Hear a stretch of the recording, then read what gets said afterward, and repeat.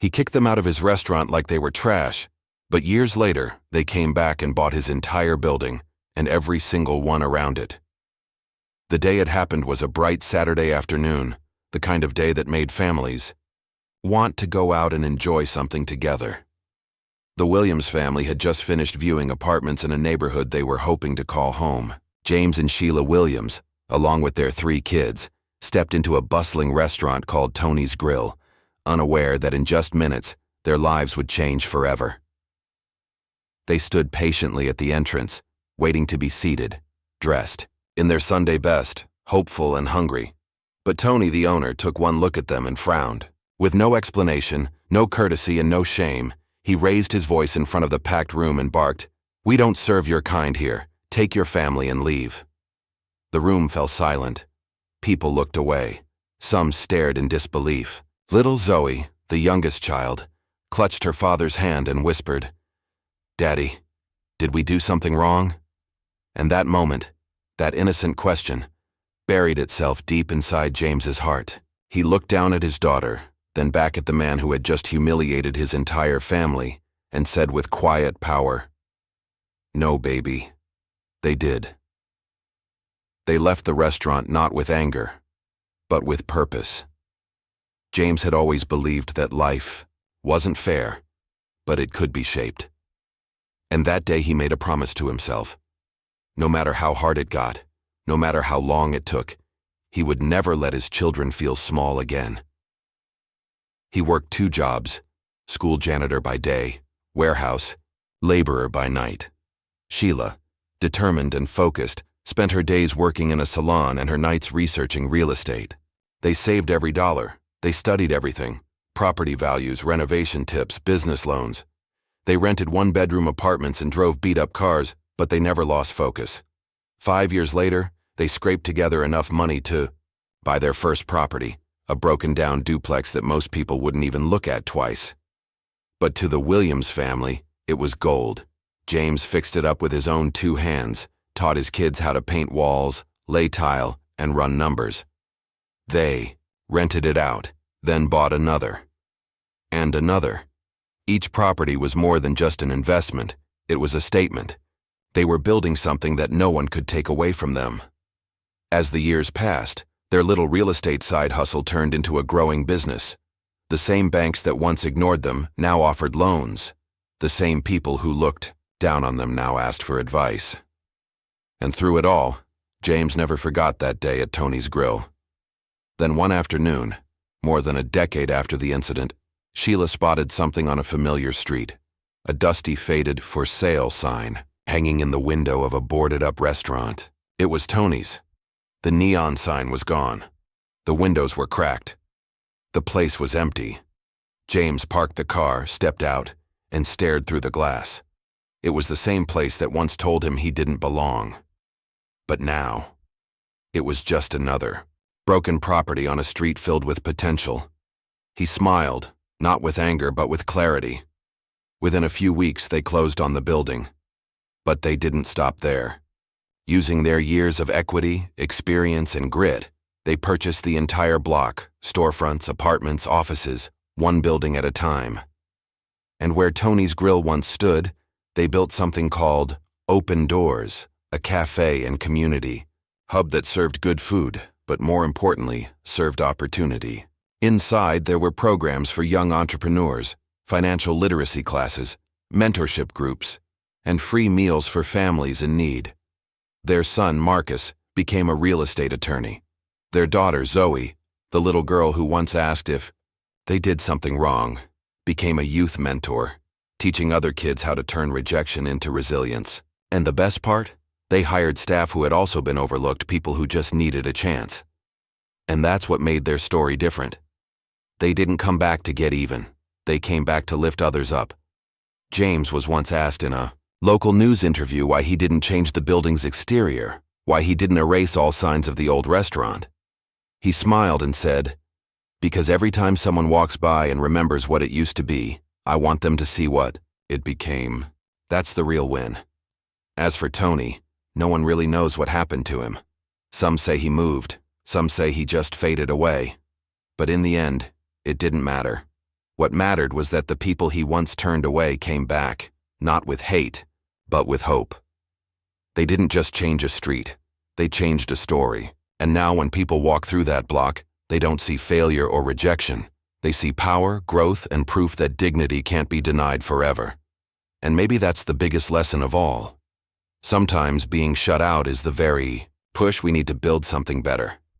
So the next time someone underestimates you, excludes you, or tells you that you don't belong, don't waste time proving them wrong. Spend that time building a future so bright, they can't ignore it. Because the best revenge isn't anger, it's ownership. If you felt inspired by this story, and if you believe in turning pain into power, make sure you hit that subscribe button right now. There are more real, powerful stories coming your way, and you won't want to miss what's next. They waited patiently at the front, expecting to be seated like everyone else, unaware that what was about to happen would leave a permanent mark on their lives. The Williams family, James, Sheila, and their 3 young children, had spent the morning visiting apartments in a new neighborhood, dreaming of a better future, of safety, opportunity, and a place they could finally call home. It was a sunny afternoon, the kind that makes people smile without reason, and they decided to treat themselves to lunch. The restaurant, Tony's Grill, was lively and packed, the smell of sizzling burgers filling the air, silverware clinking, and soft laughter echoing across the room. They stepped inside with hopeful hearts, dressed neatly, the children full of energy, excitement lighting their faces. James stood tall beside his wife, gently holding his youngest daughter's hand. But within seconds they noticed a shift. The manager behind the counter caught sight of them and didn't even try to hide the frown that curled across his face. He leaned in and whispered something to a man standing nearby. That man, Tony, the owner, looked over with a hard stare and immediately began striding toward them. He was a large man, broad-shouldered with a voice like broken glass, and his presence commanded attention. As he approached, the sounds in the room began to fade, as if everyone could sense the tension. And then, with a voice loud enough for the whole restaurant to hear, Tony barked out words that seemed to freeze the air. "We don't serve your kind here. Get out. Now." The effect was instant. Conversations stopped mid-sentence. Forks hovered above plates. People stared, wide-eyed and silent, while others looked down at their food, pretending not to notice. It was the kind of moment that makes you question if you heard right. But there was no mistaking it. The hostility, the disgust, the intent. James instinctively stepped forward, his voice steady and controlled, even though every muscle in his body screamed with emotion. "We just want a meal, sir. We're not here to cause any trouble." His tone was respectful, measured, dignified, but Tony didn't flinch. His eyes narrowed further as he jabbed his finger toward the door. "Take your family and leave before I call the police," he said coldly, his voice rising. There was no misunderstanding, no room for second chances. The message was clear. You're not welcome here. The children, who had once looked around, with curiosity now clung to their mother, confused and frightened. Sheila pulled them close, her hand trembling just slightly, her face a mask of calm covering a storm of emotion. The oldest son looked up at his father, unsure what to say. The youngest daughter, no more than 6 years old, whispered in a voice just loud enough to break hearts. "Daddy, did we do?" The Williams family settled in a modest, quiet neighborhood not far from the restaurant where their dignity had been, so publicly trampled, trying to move on from the humiliation and pain of that day, though the memory clung to them like a shadow that refused to fade. Life didn't magically improve because they chose to hold their heads high. It got harder. James Williams, once an aspiring teacher before circumstances redirected his path, now worked 2 demanding jobs just to keep the family afloat. During the day, he scrubbed floors and mopped hallways as a school janitor, always greeting the students with a warm smile, even as his knees ached and his back throbbed. At night, he clocked into the local warehouse where he lifted heavy boxes until sunrise, returning home with sore muscles, barely enough energy to say good morning to his children before collapsing for a few hours of sleep.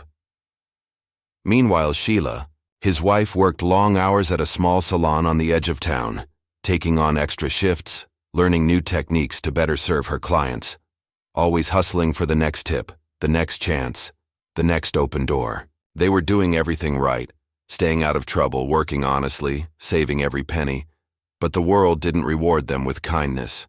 Instead, it offered subtle stings on a near-daily basis. Looks of suspicion when they entered certain stores. Questions about their creditworthiness when applying for loans. A sense that no matter how hard they tried, some people only saw the color of their skin, not the depth of their character. But the Williams family didn't let bitterness take root. They refused to become victims of their circumstances. Instead, every closed door, every cold stare, every dismissive rejection became fuel. They found quiet strength in the struggle, turning pain into purpose. One night, after putting the kids to bed, James sat at the kitchen table with Sheila, the only light in the room coming from a flickering bulb overhead and the glow of his determination. He looked at her with tired but unwavering eyes and said, "One day we'll own something, not just for us, but for every kid who sees a closed door and thinks that's the end." It wasn't a speech, it was a vow. That single sentence planted a seed that would change everything. They started small, no money, no mentors, no connections, just a shared dream and a stack of library books on finance and real estate.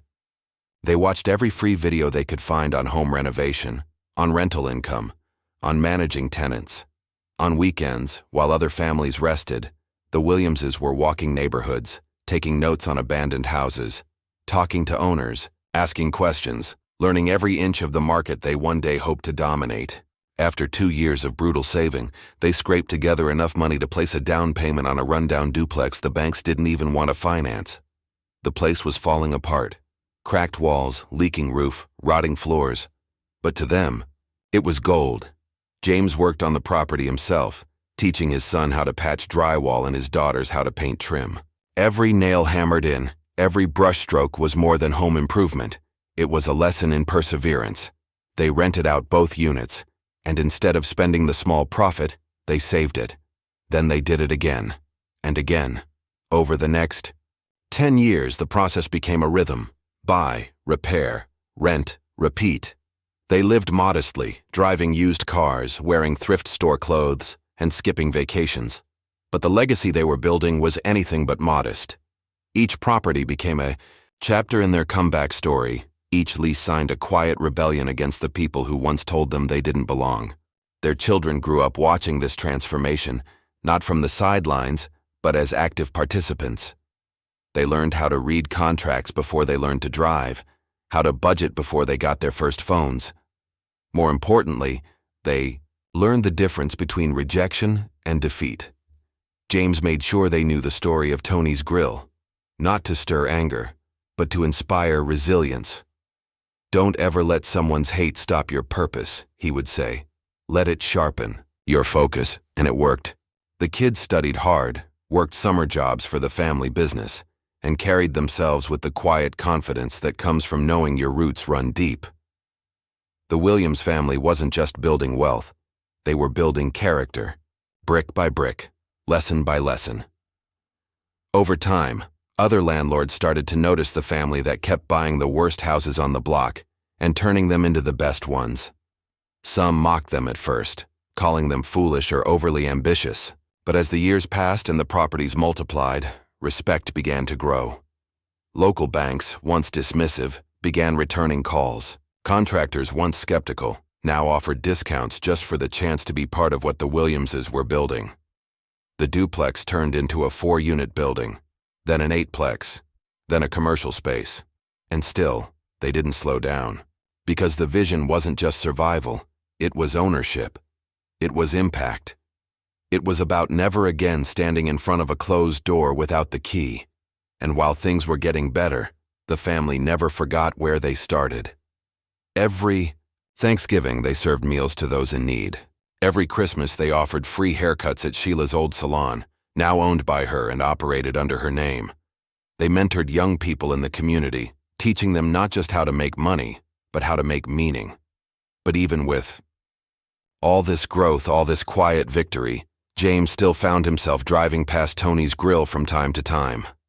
It had gone downhill, fewer cars in the lot, fading paint on the sign, a sense of tiredness in the air. He never stopped. He never looked for revenge. But in the back of his mind, he knew. Someday they wouldn't just own homes. They'd own streets. And when that day came, it wouldn't be about settling the score. It would be about rewriting the story entirely. Because to the Williams family, success wasn't just personal. It was generational. It was purposeful. It was the loudest, most undeniable response to a world that once told them, "You don't belong here." One ordinary afternoon, the kind that blends into the routine of errands and quiet conversation, James and Sheila Williams found themselves driving down a familiar street, one that still carried the ghost of a painful memory. The air was calm, the kids now older and busy with their own lives, and the car was filled with the comfort of shared silence. As they turned onto the avenue where Tony's grill once stood tall and proud, Sheila's eyes caught something that made her sit up straight. There it was, a faded "for sale" sign barely hanging in the dusty window of the place they were once told to leave. Tony's Grill, the very restaurant that humiliated them in front of their children, was now closed down. No customers, no laughter, just silence. The once bustling hotspot was reduced to a hollow shell, cobwebs clinging to the corners of the glass, the tile inside cracked and stained from years of neglect. "Can you believe it?" Sheila whispered, more to herself than to her husband. James didn't answer right away. He pulled the car over, stepped out slowly, and walked toward the building as if drawn by something deeper than curiosity. He peered through the glass. Dust coated the counters, the booths were empty, the lights were off, and so was the arrogance that once filled the air. In that moment, something shifted in him. It wasn't joy or revenge, it was realization. This was more than a building. It was a symbol. A doorway that had once been slammed shut in their faces was now wide open, waiting. Not as a restaurant anymore, but as an opportunity to turn pain into power. James turned back to Sheila, and without needing to speak, they both knew. This was their moment. Not just to buy a place they were once rejected from, but to own it, transform it, and rewrite the narrative entirely. Within days, they began making calls. They contacted the property owner, who, eager to offload the space, offered a deal below market value. The Williamses didn't blink. Using the equity they had built over years of sacrifice, they closed the deal in weeks. But they didn't stop there. The fire inside them had grown beyond one storefront. The bakery next door had also shut down last year. Too much competition, not enough support. The barber shop on the corner, the same one James used to walk past in silence after long warehouse shifts, was struggling and had listed for sale. The apartments above the shops were half empty and poorly maintained. James and Sheila saw something that no one else did. While others saw decline, they saw potential, purpose, legacy. So they bought the bakery, then the barber shop, then the apartments above, all of them, one after the other, until they owned the entire block. Paperwork, inspections, renovations, it all moved quickly, almost like fate had been waiting for them to claim what was already theirs. Each building they bought had its own story, its own history, but together they represented something much larger. Transformation, empowerment, justice without revenge. The same block that once refused them a seat at a table was now fully in their hands. And they weren't interested in erasing the past. They were focused on building a future. They transformed Tony's Grill into a community cafe, one that served everyone with dignity and respect, where kids could study after school and families could gather without fear of being judged. The bakery reopened under new management, this time owned by a young single mother they mentored through a local business program. The barber shop became a neighborhood staple again, renovated with love and run by the same barber who once gave James his first trim when they moved to the area. The apartments above were cleaned up, made affordable, and offered to working-class families trying to get a fresh start. Families just like theirs once was. They painted murals on the alley walls that celebrated local heroes, including a tribute to perseverance that featured a silhouette of a man holding a child's hand beneath the words, "We belong here." The transformation of the block didn't go unnoticed. Local media caught wind of it, calling it a remarkable revival led by a resilient couple. Community leaders came to tour the changes. Young entrepreneurs asked for advice. But James and Sheila never made it about recognition. For them, it wasn't about fame. It was about purpose. And they made sure to involve their kids in every step, teaching them how to manage properties, negotiate contracts, and most importantly, how to lead with integrity. One evening, as the sun dipped behind the newly painted buildings and the windows of the cafe reflected soft orange light, James sat on a bench out front, watching kids laugh as they left with free cookies and school supplies the cafe gave out every Friday. Sheila joined him, her hand in his, and for a long time, they didn't say a word. Because they didn't need to. Everything around them said it for them. This was not revenge. This was restoration. What was once a space of rejection had become a sanctuary of opportunity. What had been a source of pain was now a platform for progress. And all because they chose to rise instead of rage, to build instead of break. They had turned their lowest moment into their proudest triumph, not by shouting back at the world, but by proving to it and to themselves that closed doors are only permanent if you let them be. They didn't just reclaim a building, they reclaimed their story, and in doing so they gave countless others the courage to start writing their own. The building that once echoed with exclusion, where a family was told they didn't belong, was now reborn as a vibrant, welcoming space called Open Doors, a name chosen not out of sentiment, but out of purpose. The Williams family didn't just renovate the structure. They redefined its spirit. What once reeked of rejection now breathed inclusion, possibility, and progress. Open Doors was more than a cafe.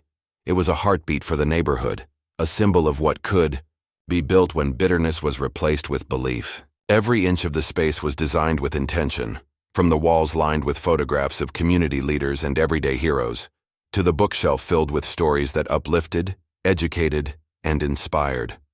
The aroma of freshly brewed coffee and baked goods mixed with the sound of laughter, mentoring sessions, and children learning. Local teens came here not just to eat, but to dream. Young mothers found job training and resume help. Veterans found a place to share stories. And those who felt unseen found a seat and a voice. In one corner, youth groups gathered to talk about goals and grades, while in another, aspiring entrepreneurs learned how to build a business plan.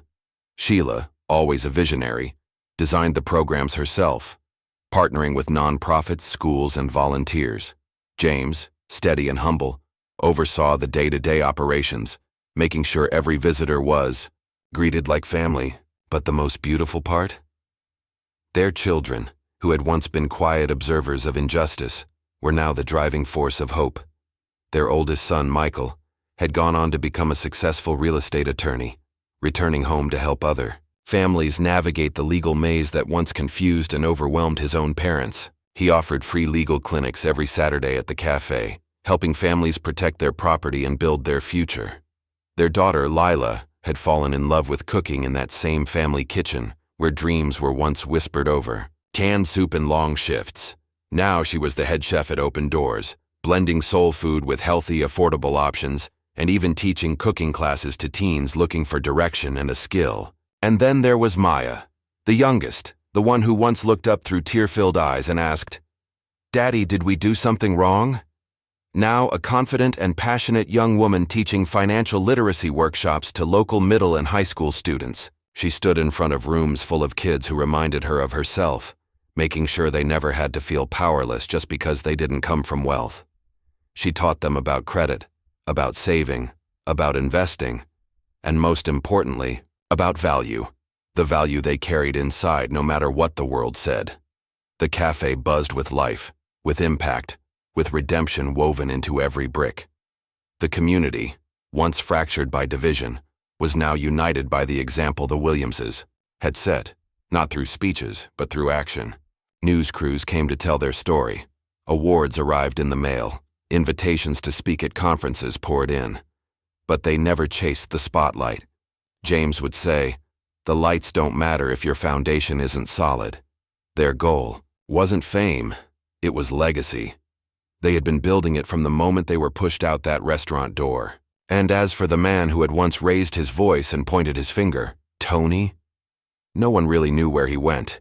The restaurant had sat vacant for a long time before the Williamses bought it. Some said he left town. Others said he went bankrupt. But the truth is, his name faded long before his sign came down. There were no headlines about him, no celebrations, no endings. He simply disappeared into the quiet obscurity that eventually claims those who choose hate over humility. The world didn't need revenge. It needed visionaries. It needed rebuilders.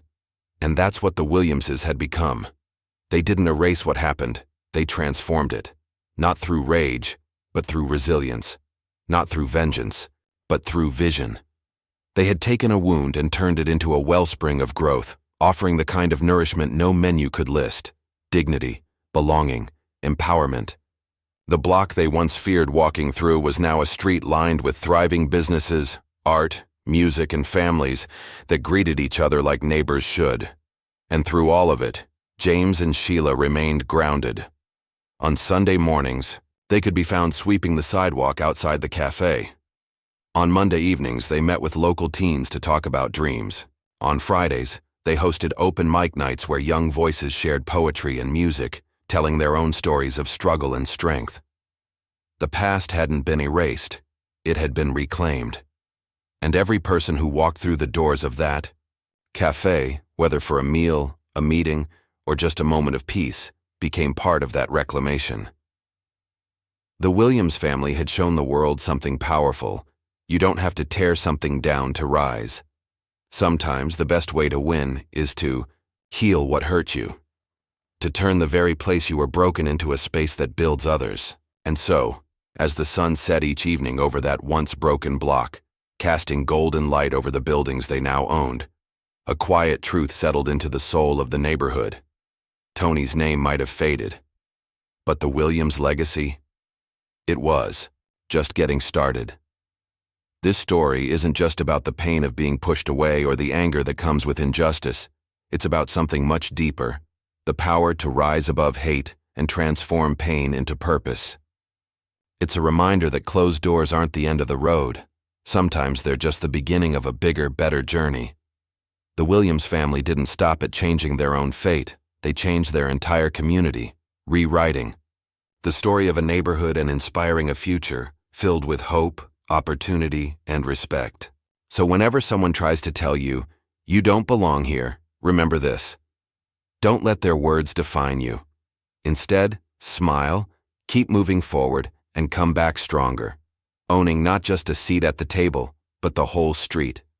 If this story inspired you, don't forget to subscribe for more powerful stories that remind us all of the strength inside each of us.